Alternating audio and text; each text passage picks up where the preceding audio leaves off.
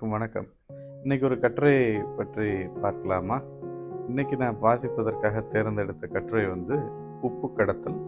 எழுத்தாளர் எஸ் ராமகிருஷ்ணன் எழுதிய எனது இந்தியா புத்தகத்தில் இந்த கட்டுரையை படித்தேன். உப்பில்லா பண்டம் குப்பையிலே அப்படின்னு சொல்லுவாங்க. உப்பு இல்லாமல் எந்த ஒரு உணவையும் நம்மால் தயாரிக்க முடியாது. அப்படி மனிதனுடைய அடிப்படையான இன்றியமையாத ஒரு உணவு பொருள் உப்பு. அந்த உப்பு மனிதனுக்கு எவ்வளோ முக்கியமோ அந்த அளவுக்கு அதன் மீது வரியும் ஒரு காலத்தில் சுமத்தப்பட்டிருக்கு. இப்போ உப்புங்கிறது மிகுந்தாலும் உணவு கெட்டுப்போகும், குறைந்தாலும் உணவு சுவைக்காது. அப்படியாப்பட்ட அத்தியாவசியமான உப்பு அளவில் குறைந்த அளவே உணவில் பயன்படுத்தப்பட்டாலும் அதனுடைய தேவை அதிகம். ஏன்னா அது இல்லாமல் எதையும் செய்ய முடியாது. அப்படின்றப்ப அந்த உப்புக்கு வரி விதித்த ஆங்கிலேயர் காலத்தில் அந்த உப்பை கொண்டு போகிறத கடத்தலை தடுப்பதற்காக சுங்கச்சாவடிகள் நிறைய அமைச்சிருக்கிறாங்க. அந்த சுங்கச்சாவடி வழியாக கொண்டு செல்லப்படும் உப்புக்கும் மற்ற இனிப்பு மற்ற தானியங்களுக்கும் வரி விதித்து வந்திருக்கு ஆங்கிலேய அரசு. அப்போ இந்த இந்தியா முழுவதும் இரண்டாய் பிரிக்கக்கூடிய ஒரு வேலி வச்சிருக்கிறாங்க. அந்த வேலி உப்பு வேலின்ற தலைப்பில் ஒரு நூல் கூட ராய் மார்க்சிம் எழுதியிருக்கிறார். அவர் இந்தியா பூரா ஒரு நாடோடி மாதிரி பரதேசி மாதிரி அலைந்து திரிந்து அந்த நூலுக்கான தகவல்களை தேடி எடுத்து எழுதியதாக குறிப்பிடுறாங்க. கடைசியில் பீகாரில் ஒரு இடத்துல இருந்து அந்த மிச்சத்தை பார்த்துருக்கிறார், அந்த முள்வேலியை. எப்படின்னா இது எப்படி தொடங்குச்சு அப்படின்னா, கட்டுரைக்குள்ள போகலாமாங்க. சுங்க தடுப்பு வேலி என பெயரிடப்பட்ட இந்த நீண்ட வேலி இந்தியாவை இரண்டாக பிரிக்க தொடங்கியது. இதனால் உப்பு, சர்க்கரை, தானியங்கள், எண்ணெய் போன்ற எந்த பொருளை கொண்டு சென்றாலும் அது அரசின் கண்காணிப்பு வளையத்திற்குள் இருந்தது. இந்த சுங்கச்சாவடிகளில் வரி வசூல் செய்யப்பட்டது.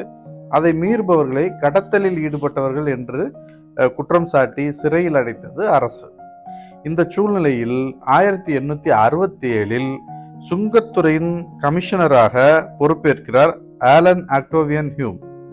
இவர் தான் காங்கிரஸ் இயக்கம் இந்தியாவில் உருவாகிறதுக்கே காரணமாக இருந்தவர். சுங்க தடுப்பு வேலி உருவாக்குவதற்கும் பராமரிப்புக்கும் எவ்வளவு செலவாகிறது அப்படின்னு இவர் வந்ததும் ஒரு ஆராய்ந்து பார்க்கிறார், கணக்கெடுக்கிறார். அப்போ வர்ற வருமானத்துல பாதி பராமரிப்புக்கே செலவாகுது அப்படிங்கிறத கண்டுபிடிக்கிறார். அப்போ இந்த பெரிய உயரமான சுவர் மாதிரி வேலியை உருவாக்குவதற்கு பதிலாக முள் செடிகளை, இழந்த மரத்தை வச்சு நெருக்கமா நட்டு அதன் மூலமா ஒரு வேலியை உருவாக்கும்னு வரிசையாக இந்த இலந்தை மரங்களை நட சொல்கிறார். இலந்தை மரம் முளைக்காத பகுதிகளில் என்ன செய்யறாருன்னா, காட்டு முள் செடிகள், ரொம்ப கடுமையான முள் உள்ள செடிகளை நட்டு அதையே உயரமா வளரக்கூடிய செடிகளா பார்த்து நட்டு அதையே ஒரு வேலியா உருவாக்குறாங்க. கொடிய பாம்பும் தேலும் உழவா அந்த பக்கம் அந்த வேலிகள்ல இருக்கிறதுனால அந்த பகுதியை வேலியை தாண்ட மக்கள் ரொம்ப பயந்துருக்கிறாங்க. ஆக சுங்கத்தின் வழியாக, அந்த சுங்கச்சாவடியின் வழியாக வர்ற எல்லா பொருட்களுக்கும் வரி விதிக்க ஆரம்பிச்சிருக்கிறாங்க. அப்போ ஒரு மைலுக்கு ஒரு காவல் சோதனை சாவடி அமைக்கப்பட்டது. முள்வேலியை இரவு பகலாக 14,000 வீரர்கள் காவல் காத்திருக்கிறாங்க. இந்த முள்வேலியை கண்காணிச்சிருக்கிறாங்க. தடுப்பு வேலி அமைக்கப்பட்டுள்ளதை உள்ளூர்வாசிகள், அந்தந்த ஊர்ல இருக்கிற வேலியை அந்த உள்ளூர்வாசிகள் எதிர்க்க கூடாது அப்படின்றதுக்காக அவங்க மட்டும் 1 கிலோ உப்பு எடுத்து செல்வதற்கு இலவச அனுமதி கொடுத்திருக்கிறாங்க. அப்போ மொத்தமா 1727 சோதனை சாவடிகள், 136 அதிகாரிகள், உயர் அதிகாரிகள், அதற்கடுத்து உதவி அதிகாரிகள் 2499 பேர், 11,288 காவல் வீரர்கள் கொண்ட இந்த மாபெரும் முள்வேலியின் 1869 முதல் 70ஆம் ஆண்டு ஒரு ஆண்டுல கிடைத்த உப்பு வரி மட்டும் 12 லட்சம் ரூபாய். அதோடு 1 மில்லியன் பணம் வந்திருக்கு. எதுல? சர்க்கரை மற்றும் இதர பொருட்களின் வழியாக வரியாக வசூலிக்கப்பட்டது. தடுப்பு வேலி காவல் பணிக்கு வேலைக்கு நிறைய பேர் வர தயங்கினாங்க. ஏன்னா இந்த நாடோடி மக்களோட சண்டையிட்டு இந்த உப்பு வேலியை காப்பாத்துறது, இந்த முள் வேலியை காப்பாத்துறதுன்றது ஒரு பெரிய செயலா இருந்தது. அதுக்கு அவங்க பயந்தாங்க. அதனால அந்த வேலைக்கு வர எல்லாரும் பயந்துட்டு வரல அந்த வேலைக்கு. அதனாலேயே சம்பளம் மிக அதிகமாக கொடுக்கப்பட்டது. இந்த காவல் பணி, இந்த வேலைக்கு வர்ற வீரர்களுக்கு 5000 ரூபாய் சம்பளம் கொடுத்துருக்குறாங்க. இது வந்து ஒரு விவசாயி 6 மாதம் உழைத்து தன்னுடைய நிலத்துல சம்பாதிக்கிற பணத்தை 1 மாத சம்பளமா இவங்க பெற்றதாக இவர் கட்டுரையாளர் இதுல குறிப்பிடுறார். ஒரு அதிகாரியின் கீழே 10 முதல் 40 சுங்கச்சாவடிகள் இருந்தன. அதிகாரிகள் தங்குறதுக்கு சுங்கச்சாவடிக்கு பக்கத்திலேயே கூடாரங்கள் அமைச்சு கொடுத்துருக்குறாங்க. ஆனா இவ்வளவு கடுமையான முள்வேலி, அதற்கு இவ்வளவு பாதுகாப்பு வீரர்கள் இருந்தும் பஞ்சாரின மக்கள் உப்பை கடத்திருக்கிறாங்க. அவங்க எப்படி கடத்திருக்கிறாங்க? வேலியின் இந்த காவல் இல்லாத இடங்கள்ல வேலியின் ஒரு பக்கத்துல இருந்து உப்பை தூக்கி எறிகிறது, அந்த பக்கம் இருக்கிறவங்க அதை உப்பை பிடிச்சிட்டு போய் இந்த மாதிரி கடத்தல் வேலை நடந்திருக்கு. அப்போ இன்னொரு விதமா என்ன பண்ணிருக்காங்கன்னா, ஒரு குடுவையில நிறைய தேனீக்களை பிடிச்சிட்டு வந்து சுங்கச்சாவடிகளை விட்டு அது கொத்தும் போது தேனி கடிக்கும் போது எல்லாம் பயந்து ஓடுறப்ப அதை பயன்படுத்தி உப்பை கடத்தி இருக்கிறாங்க. அப்போ ஒரு இடத்துல ஒரு பொருளுக்கு தேவை அதிகமாகுது, அதற்கு விலை அதிகமாகுது, அதற்கு வரி சோதனை எல்லாம் வருதுன்னா அந்த இடத்துல அதிகார துஷ்பிரயோகம் நடக்கும், வன்முறை நடக்கும், மற்றும் லஞ்சம் உருவாகும். இது எல்லாமே சுங்கச்சாவடியில் உருவாக தொடங்குது. அப்போ பீகார்ல அமைக்கப்பட்ட முள்வேலியை உடைச்சு ஒரு 112 பேர் கடத்துறாங்க உப்பு. அப்ப காவலர்கள் தடுத்து நிறுத்திருக்கிறாங்க. அந்த காவலர்களை கொலை பண்ணிடுறாங்க இந்த குழுவினர். அதே மாதிரி இந்த நாடோடி மக்களை பகைத்து கொள்ள முடியாதுன்னு வேலையில இருந்து நிறைய பேர் விலக ஆரம்பிச்சிட்டாங்க, இந்த பாதுகாப்பு வேலையில இருந்து. ஏன்னா இவங்களை பகைச்சுக்கிட்டு உயிர் வாழ முடியாது அப்படிங்கிறதுனால 800க்கும் மேற்பட்டோர் காவல் வீரர்கள் இந்த வேலையை விட்டு விலகிட்டாங்க. 115 காவல் வீரர்கள் இந்த சண்டையில இறந்துட்டாங்க. 276 பேர் உப்பு கடத்த உதவினார்கள் என்று பணி நீக்கம் செய்யப்பட்டார்கள். 30 பேர் இந்த வேலையை விட்டு ஓடி போயிட்டாங்க. 24 பேர் வேலைக்கு லாயக்கில்லைன்னு அரசாங்கமே நிறுத்திருச்சு. அப்ப சோதனை சாவடியில உப்பு கடத்தியவர்களின் எண்ணிக்கை 1873ல 3271 பேர். அதே 1877ல 6077 பேர் உப்பு கடத்தியவர்கள் அப்படின்னு பிடிபட்டு இருக்கிறாங்க, சிறை பிடிச்சிட்டாங்க அவங்கள. காவலர்களுக்கு ஞாயிற்றுக்கிழமை கூட விடுமுறை கிடையாது. 2 பகல் ஒரு இரவை தொடர்ச்சியாக அவங்க காவல் காக்க வேண்டியது ஒரு நடைமுறை. இப்படி ஒரு பட்டாளமே சேர்ந்து கொண்டு ஒடுக்கும் அளவுக்கு உப்பிலிருந்து அப்போ வருவாய் கிடைத்தது. நிலத்துக்கு வரி விதிச்சப்ப பிரிட்டிஷ் கவர்மெண்ட் அப்ப அந்த நில உரிமையாளர்கள்லாம் அவங்க எடுத்த எதிர்ப்பு குரலாகட்டும், எல்லா பிரச்சனைகளாகட்டும் பிரிட்டிஷ் அரசின் லண்டன் வரைக்கும் எதிரொலிச்சது. ஆனா இந்த உப்புக்காக வரி விதிக்கப்பட்டு சாமானிய மக்கள் இதுல பாதிக்கப்பட்டப்போ அவர்களின் குரல் எங்குமே எட்டவில்லை.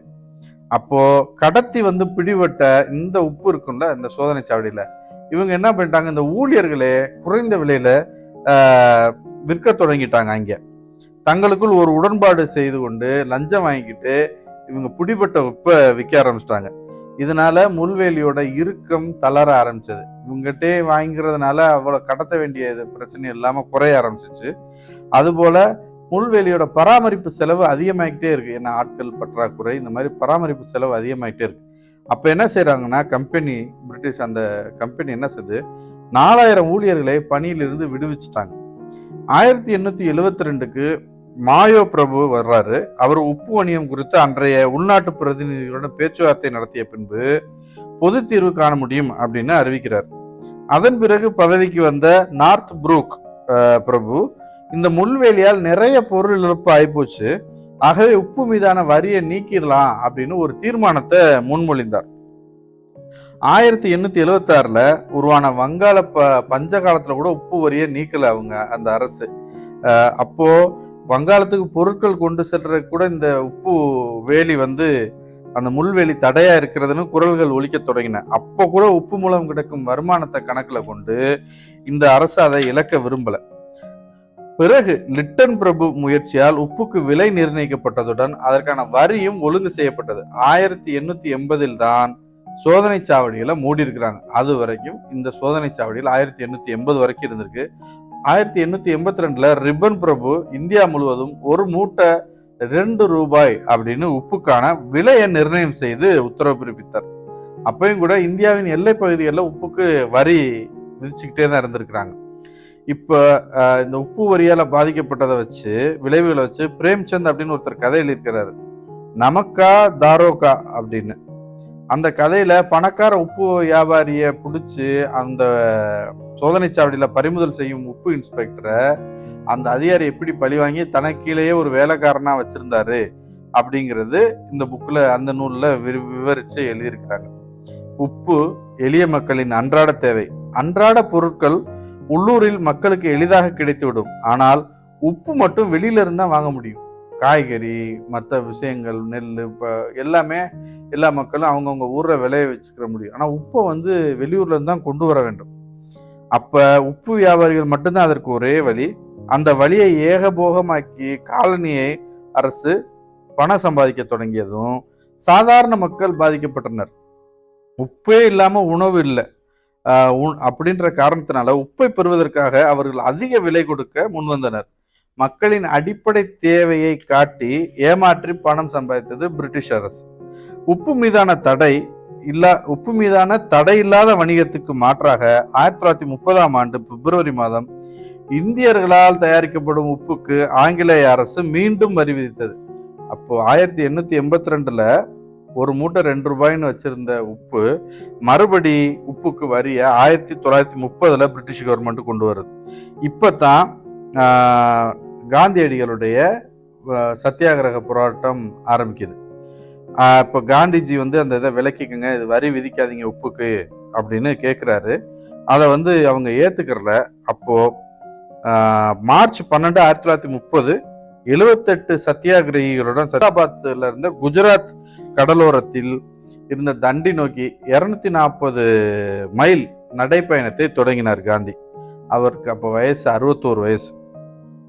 24 நாட்கள் நடந்து போய் அப்புறமா அந்த கடல்ல இருந்து தண்டியில உப்பு காய்ச்சி அந்த பிரிட்டிஷ் அரசோடைய சட்டத்தை மீறினதும் தன்னை போலவே மற்றவர்களையும் உப்பு காய்ச்சும் பணிக்கு அவர் ஆணையிட்டார். தடுக்க முயன்ற போலீஸ்காரர் ஒருத்தர் லத்தியால இவங்க காந்தியோட கூட ஒருத்தர் அடிச்சு மண்டை உடைஞ்சதுல அந்த செய்தி நாடு முழுவதும் பரவியது, இந்தியா முழுவதும். அப்போ அந்த காந்தியின் கையில இருந்தது வெறும் உப்பு அல்ல, அது இந்திய மக்களின் நம்பிக்கை. இந்தியாவெங்கும் உப்பு சத்தியாகிரகத்தால் பல்லாயிரக்கணக்கானவர்கள் சிறையில் அடைக்கப்பட்டனர். இதை சமாளிக்க வழி தெரியாமல் பிரிட்டிஷ் அரசாங்கம் உப்பு மீதான வரியை நீக்கி கொண்டது. இப்படியாக உப்பு சத்தியாகிரகம் வர்றதுக்கு முன்னாடியே உப்புக்கு இவ்வளோ பிரச்சனைகள் நடந்திருக்கு. உப்பு ஒரு பெரிய கடத்தல் பொருளாக அந்த காலத்தில் பார்க்கப்பட்டிருக்கு. அதற்கு மிகப்பெரிய வேலி அமைச்சிருக்கிறாங்க. வேலி செலவு அதிகமாகுதுன்னு முள்வேலி அமைச்சிருக்கிறாங்க. அப்புறம் லஞ்சம் அது இதுன்னு அது மிகப்பெரிய ஒரு தொழிலாக நடந்து கடைசியில் இப்போ உப்பு எப்படி இருக்குன்னா அயோடின் கலந்த உப்பு, பாக்கெட் உப்பு, இந்த தூய்மையான உப்பு அப்படின்னு இப்பயுமே இவர் இந்த புத்தகம் எழுதிய காலத்தில் ஒரு கணக்கு சொல்கிறாரு. 1 கிலோ உப்பு தயாரிக்க இன்று ஆகும் செலவு ₹1.40. அதன் பேக்கிங் செலவு 50 காசு, போக்குவரத்து கட்டணம் 90 பைசா, உள்ளூர் வரிகள் 30 பைசா, இதர செலவுகள் 40 பைசா என்றால் விற்க வேண்டிய விலை 3.50. ஆனால் விற்கும் விலையோ 11 முதல் 13 வரை. 1 கிலோ உப்பு வழியாக குறைந்தபட்சம் 9 ரூபாய் சம்பாதிக்கின்றன பெரும் நிறுவனங்கள். வரலாறு சுட்டிக்காட்டும் எளிய உண்மை, உப்பின் பெயரால் இந்திய மக்கள் இன்றும் ஏமாற்றப்பட்டு கொண்டுதான் இருக்கிறார்கள் என்பதுதான் இந்த வரலாற்று சுட்டிக்காட்டும் உண்மை. அப்போ அன்றும் இன்றும் இந்த உப்புல நிறைய விஷயங்கள் இருக்கு. அதன் மூலமா நிறைய பேர் சம்பாதிச்சுக்கிட்டு இருக்கிறாங்க. நமக்கும் தான் விழிப்புணர்வு வேண்டும். கல்லுப்பு வச்சு ஒரு காலத்துல வண்டியில கல்லுப்பு மூட்டையில கொண்டு விற்பாங்க. படிக்கணக்கில் வாங்கி பயன்படுத்தின நம்ம அது மிக குறைந்த வாங்கினோம். ஆனால் இப்போ கல்லுப்பை பயன்படுத்துகிறாங்களா இல்லையான்னு எனக்கு தெரியல. இந்த மாதிரி உப்புகள் இவ்வளோ விலை கொடுத்து நம்ம வாங்கிட்டு இருக்கிறோம். இன்று உங்களோட உப்பு கடத்தல் என்ற கட்டுரை பற்றி வாசித்ததில் எனக்கு ரொம்ப மகிழ்ச்சி. நன்றி, வணக்கம்.